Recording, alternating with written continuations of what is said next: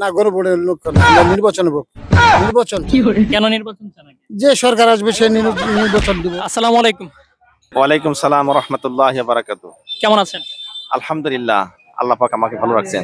আপনারা কেমন আছেন? জি আছি আলহামদুলিল্লাহ ভালো আছি। তো আপনার কাছে যে প্রশ্নটা সেটা হচ্ছে, সামনে নির্বাচনে কোন রাজনৈতিক দল ক্ষমতায় আসলে পরে আপনার মতে নিজেকে নিরাপদ মনে করবেন, কিংবা মানে কোন রাজনৈতিক দলকে আপনি ক্ষমতায় দেখতে চান? আসলে আমরা বিগত দিনগুলোতে আওয়ামী লীগ দেখেছি, বিএনপি দেখেছি, জাতীয় পার্টিকে দেখেছি, এবং তারা যে ক্ষমতায় আসার পরে যে কর্মকাণ্ড করেছে সেগুলো মানুষের সবারই জানা, এবং ক্ষমতা যে কতটুকু কে কি করতে পেরেছে। তো বাংলাদেশের বর্তমান প্রেক্ষাপটে যে কোনো একটা নতুন দল আসা উচিত আমি মনে করি। আর নতুন দল বলতে এখানে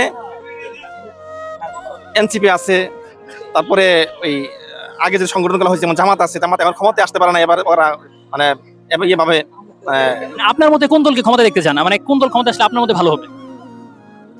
আমি মনে করি বাংলাদেশের বর্তমান প্রেক্ষাপটে জামাতকে ক্ষমতা দেখতে চাই, কেননা জামাতের দুর্নীতি এখন পর্যন্ত মানুষ দেখতে পারে নাই, দেখে নাই।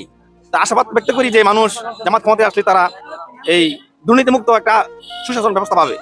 তার মানে আপনি চাচ্ছেন জামাত ক্ষমতায় আসুক? সঠিক, আমি জামাতকে সাপোর্ট করি এবং বর্তমানে আশা ব্যক্ত করতেছি। জুলাই সনদের ভিত্তিতে আপনি নির্বাচন আগে চান নাকি গণভোট চান, কোনটার পক্ষে আপনি? আসলে আমরা নির্বাচন তো অনেক দেখেছি, নির্বাচন হচ্ছে যার যার ব্যক্তিগতভাবে যেভাবে সুবিধা মতো করে নিয়েছে, ভোট ছাড়াও ইলেকশন হয়েছে, কিন্তু আমরা মানুষের ভোটাধিকার প্রয়োগ করবে এটা দেখি নাই, ভোট প্রয়োগ করতে পারে না মানুষ। আমরা আবার গণভোট দেখতে চাই যে মানুষ কাকে বেশি চায়। তার মানে আপনি গণভোটকে চাচ্ছেন নির্বাচনের আগে? সঠিক, আমি গণভোটের পক্ষে হ্যাঁ বা না ভোট চাচ্ছেন, তাই তো? জি জি জি। ঠিক আছে, আপনাকে অসংখ্য ধন্যবাদ। আসসালামু আলাইকুম। ওয়ালাইকুম সালাম রহমতুল্লাহ, আপনাকেও ধন্যবাদ।